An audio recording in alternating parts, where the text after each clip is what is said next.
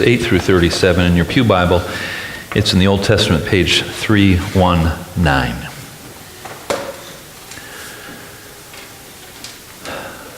One day, Elisha was passing through Shunem, where a wealthy woman lived, who urged him to have a meal.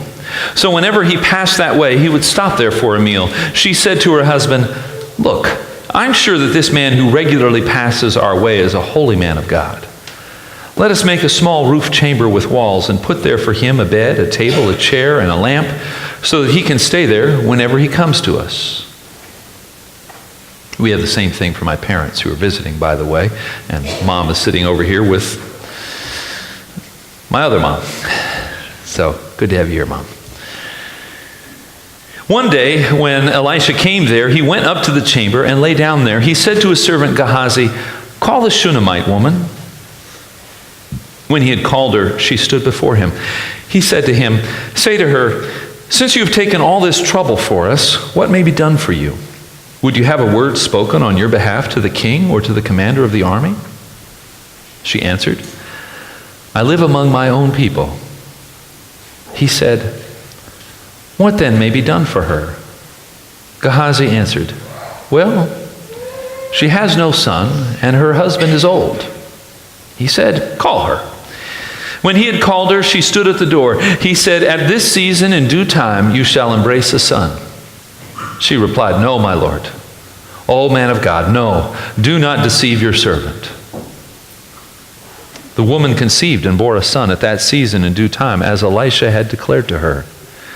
When the child was older, he went out one day to his father among the reapers. He complained to his father, "Oh, my head, my head." The father said to his servant, "Carry him to his mother." He carried him and brought him to his mother. The child sat on her lap until noon, and he died. She went up and laid him on the bed of the man of God, closed the door on him, and left. Then she called to her husband and said, "Send me one of the servants and one of the donkeys, so that I may quickly go to the man of God and come back again." He said, "Why go to him today? It's neither new moon nor Sabbath." She said, "It'll be all right." Those are the words for this mama in this story. Then she saddled the donkey and said to her servant, "Urge the animal on. Do not hold back from me unless I tell you." So she set out and came to the man of God at Mount Carmel. When the man of God saw her coming, he said to Gehazi, his servant, "Look, there's a Shunammite woman. Run at once to meet her and say to her, 'Are you all right? Is your husband all right? Is the child all right?' She answered, 'It's all right.' When she came to the man of God at the mountain, she caught hold of his feet. Gehazi approached to push her away, but the man of God said, 'Let her alone. She's in bitter distress.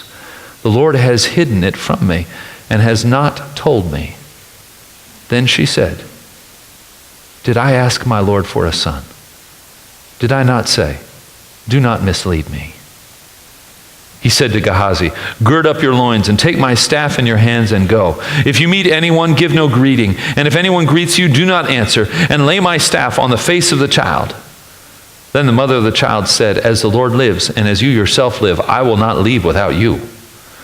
So he rose up and followed her. Gehazi went on ahead and laid the staff on the face of the child, but there was no sound or sign of life. He came back to meet him and told him, 'The child has not yet awakened.' When Elisha came into the house, he saw the child lying dead on his bed. So he went in and closed the door on the two of them and prayed to the Lord. Then he got up on the bed and lay upon the child, putting his mouth upon his mouth, his eyes upon his eyes, and his hands upon his hands. And while he lay bent over him, the flesh of the child became warm. He got down, walked once to and fro in the room, then got up again and bent over him. The child sneezed 7 times, and the child opened his eyes. Elisha summoned Gehazi and said, 'Call the Shunammite woman.' So he called her. When she came to him, he said, 'Take your son.' She came and fell at his feet, bowing to the ground. Then she took her son and left. May the words of my mouth and the meditation of our hearts be acceptable in your sight, O Lord, our rock and our Redeemer. Amen. I remember as a young person watching a film about a Bible translator and missionary in New Guinea or Irian Jaya, and this particular tribe in which she was serving, the people believed that the human soul was physically located in the throat. So if you could make no sound, you were dead. They didn't check for a pulse. It's whether or not you could make a sound. And if you were dead, you were buried and mourned. Gehazi puts the staff over the face of the child, and there is no sound or sign of life. Additional signs were looked for. We all have a way in which we visualize the location of the soul, whether physically or metaphorically, perhaps in the heart, perhaps in the mind. For the ancient Hebrews, though, soul and body were inseparable. It was that Greek philosopher Plato who first talked about the immortality of the soul. But Christian theology of resurrection follows the Hebrew tradition. Our essential humanity is as embodied souls rather than bodiless souls. So for the ancient Hebrews, it was the soul that gave the body life, and it began with the gift of God to the very first human. When God made the first man, the story goes, he bent over that lifeless clay sculpture, kind of like Elisha, bending over this dead boy, and he breathed into it God's mouth to the man's mouth, and the man became a living soul. A living soul. Turn this breathless body to alive. Our theme over these period of weeks has been from a song that I wrote a number of years ago, and each verse deals with one of those traditional elements, earth, water, wind, and fire, and addresses transformation metaphors and transformation stories. We had turn these dust and ashes into praise. Then turn this holy water into wine. And today turn this breathless body to alive.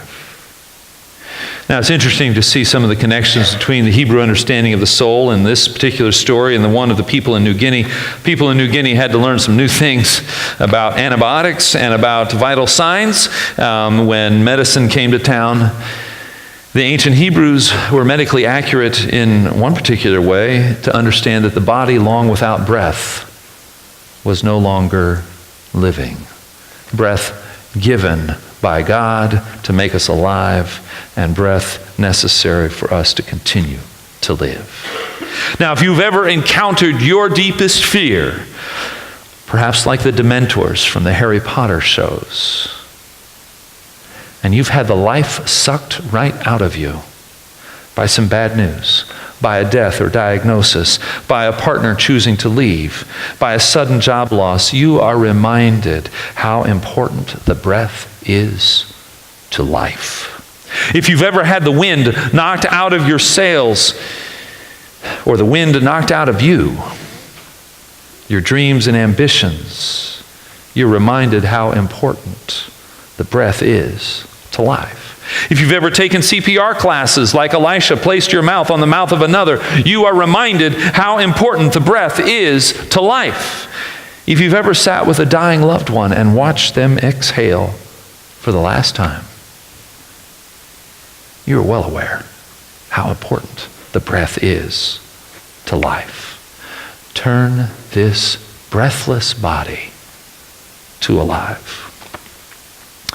In both Hebrew and Greek, there's a word for spirit that also means wind and breath. Now, there are other words for wind and breath, but the word spirit covers all of them, which is just kind of a delightful thing. And when I think about breath, I'm also thinking about wind. Oh, brother wind, we sang with our opening hymn. Oh, brother wind, air, clouds, and rain. It doesn't take much wind to make your cape fly. I think at one point Caleb had one of those Superman pajamas with the Velcro shoulders for the cape to go on. And, you don't even need an official cape. You can just grab the throw on the back of the couch and hold it over your shoulders and run from the living room into the dining room.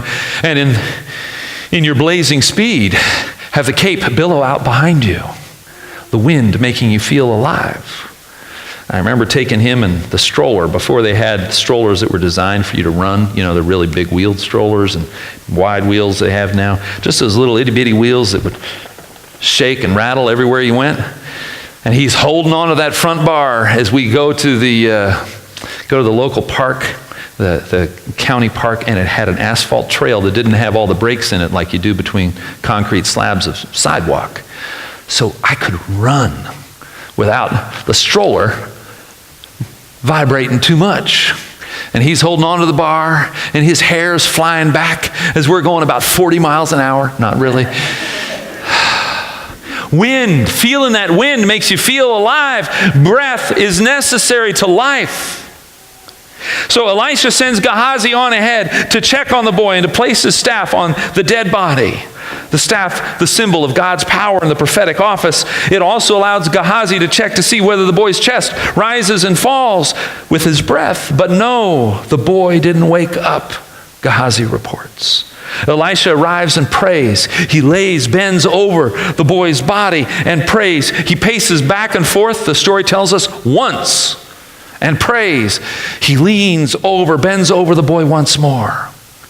And the boy sneezes 7 times. A holy number. The breath of God entering his breathless body. And he is alive once more.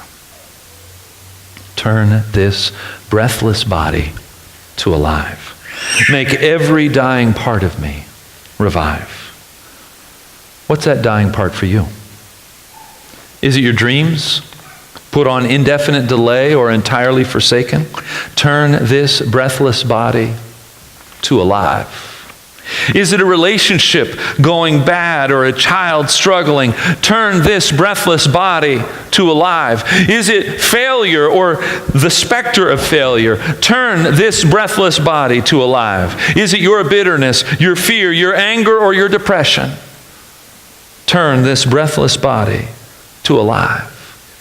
Is it your griefs? Turn this breathless body to alive. Is it your physical body itself? Turn this breathless body to alive. We've all heard the jokes about death and taxes as the two inevitable things in life.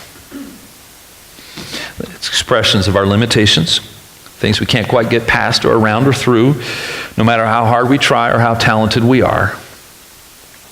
Although there seem to be a few exceptions, folks with enough accountants and lawyers to help them find all those loopholes. But though you might be able to get past Uncle Sam,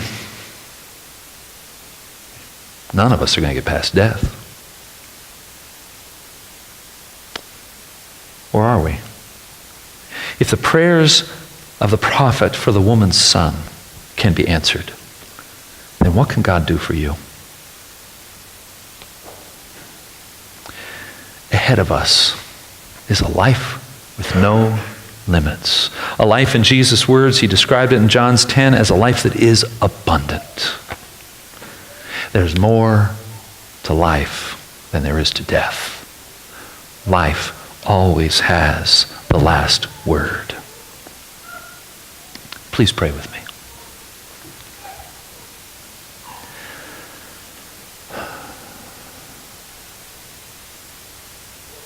Bring before God today those lifeless parts of you. Broken dreams, relationships, griefs, anger, depression.